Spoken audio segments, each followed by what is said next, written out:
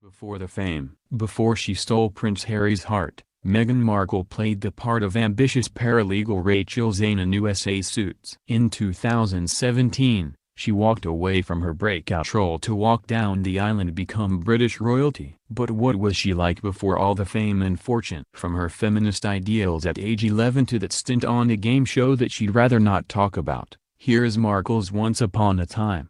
She was a Catholic schoolgirl. Markle fell in love with acting at the Immaculate Heart all-girls Catholic high school in Los Angeles. She starred in several school productions, including Damn Yankees. Before graduating in 1999, a former schoolmate told People, Meghan was really charismatic and was a very hard worker and very focused, and you could tell she was going to do something special with her life. She had the talent and focus to back it up, and you could tell she knew the work it would take and she was willing to put in the work. When news of her engagement broke in November 2017, Immaculate Heart was bombarded by reporters. "They've been scaling the walls," school communication director Callie Webb told the Catholic Spirit. Nevertheless, the institution is proud of its alumna. Over 10,000 women of great heart and right conscience have graduated from Immaculate Heart, and we are proud to count actress and humanitarian at Meghan Markle among them, the school tweeted. "Today, we send her our very best wishes as she celebrates her engagement to His Royal Highness Prince Harry. She grew up around television. It seems Markle was destined to be on TV. After all, she's been around it her entire life." Markle's father was a lighting director and director of photography for Fox's cult classic, Married with Children. "Every day after school for 10 years, I was on the set of Married with Children, which is a really funny and perverse place for a little girl in a Catholic school uniform to grow up," she told Esquire. "There were a lot of times my dad would say, 'Meg, why don't you go and help with the craft services room over there? This is just a little off-color for your 11-year-old eyes.'" She became a feminist at age 11 because of dish soap. In 1995, Markle saw a commercial for Ivory Clear dishwashing liquid with the tagline, "Women all over America are fighting greasy pots and pans." That day, a feminist was born. "Two boys from my class said, 'Yeah, that's where women belong, in the kitchen,'" Markle said at the 20th anniversary of the Beijing Women's Conference, per the Washington Post. "I remember feeling shocked and angry and also just feeling so hurt. It just wasn't right, and something needed to be done." Her father encouraged her to write letters, and that she did, mailing notes to First Lady Hillary Clinton and to powerhouse attorney Gloria Allred. Her efforts appeared to pay off. It was roughly a month later when the soap manufacturer, Procter & Gamble, changed the commercial for their Ivory Clear dishwashing liquid. From "Women all over America are fighting greasy pots and pans" to "People all over America," Markle said. "It was at that moment that I realized the magnitude of my actions. At the age of 11, I had created my small level of impact by standing up for equality." She's a political activist and humanitarian.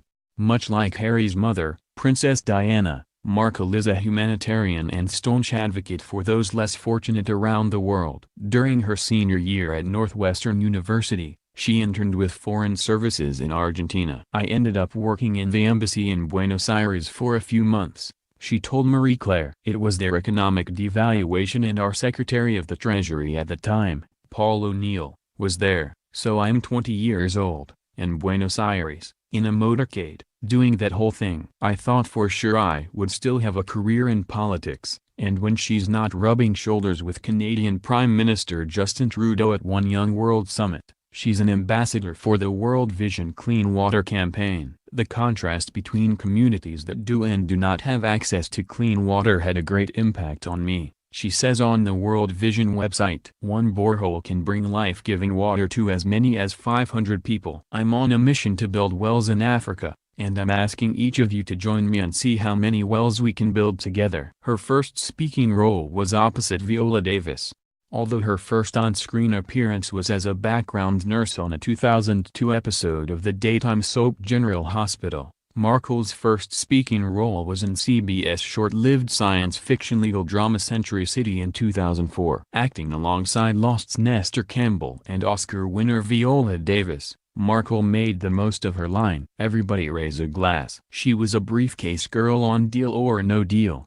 From 2005 to 2009, There was no escaping NBC's hit game show Deal or No Deal, and if you happened to catch an episode in 2008, you might have glimpsed Markle smiling through her pain. I would end up standing up there forever in these terribly uncomfortable and inexpensive 5-inch heels just waiting for someone to pick my number so I could go and sit down, she told Esquire. Definitely working on Deal or No Deal was a learning experience, and it helped me to understand what I would rather be doing. So if that's a way for me to gloss over that subject, then I will happily shift gears into something else. She did freelance calligraphy between acting jobs. While a struggling actor trying to pay the bills, Markle did a little bit of everything, including calligraphy for Robin Thicke and Paula Patton's wedding and Dolce & Gabbana's celebrity holiday correspondence. I would sit there with a little white tube sock on my hand so no hand oils got on the card, trying to pay my bills while auditioning, she told Esquire. I'm glad that in the land of no one seeming to appreciate a handwritten note anymore that I can try to keep that alive. But how much does it pay? Oh, it's super lucrative. Because there are so few people doing it, Markle said. What's funny is I probably still have some calligraphy business cards floating out in the world and I can't wait for someone to call me in a month or something, and say, can you do these for my son's bar mitzvah? We get the feeling she won't be asked to do the invitations for her wedding. She had a provocative turn on 90,210. Shortly after her appearance on Deal or No Deal, Markle appeared in the CW's teen drama 90,210 in 2008. It was, shall we say, interesting. According to Vulture, Markle was a messy BCH who lived for the drama in a two-part arc of the 90,210 reboot. Her very first scene was giving a guy an SFW act in a car, and she continues to wreak havoc on these high school students' romantic entanglements until her quick departure. Being biracial hurt her career. In a 2015 essay for LUK, Markle wrote about creating her identity and finding her voice as a mixed-race woman. By being biracial, her father is white and her mother is African American, Markle thought being ethnically nondescript would help her land roles. Unfortunately, she said that wasn't the case. Being ethnically ambiguous, as I was pegged in the industry, meant I could audition for virtually any role. Morphing from Latino when I was dressed in red, to African American one in mustard yellow, my closet filled with fashionable frocks to make me look as racially varied as an 80s Benetton poster, she wrote. Sadly, it didn't matter. I wasn't black enough for the black roles and I wasn't white enough for the white ones, leaving me somewhere in the middle as the ethnic chameleon who couldn't book a job. Markle felt like her role on USA's critically acclaimed Suits was created specifically for her. The show's producers weren't looking for someone mixed, nor someone white or black for that matter. They were simply looking for Rachel, she said. In making a choice like that, the Suits producers helped shift the way pop culture defines beauty. She was written off her hit show. Suits creator Aaron Korsh apparently knew True Love when he saw it. Realizing Markle and Prince Harry's relationship was blossoming, the decision was made to write her character off the show. Just in case royal duties called. I knew from a year ago that this relationship was burgeoning. And I had a decision to make because I didn't want to intrude and ask her, hey, what's going on and what are you going to do? So collectively with the writers, we decided to take a gamble that these two people were in love and it was going to work out, Korsh told Radio 4's Today, via BBC News. What we decided to do, was to say, look, I would rather have good things happen to Meghan in her life which would likely mean her leaving the show. So let's plan on that, and it's much easier to undo that, if it came to it, than to just plan on her staying forever and then finding out she's going to go. When asked if Markle would be able to handle the spotlight of royal life, Korsh left no doubt, she is just a natural in front of the camera, and her intelligence and poise. I mean, if anyone could handle it, I'd say it was Meghan.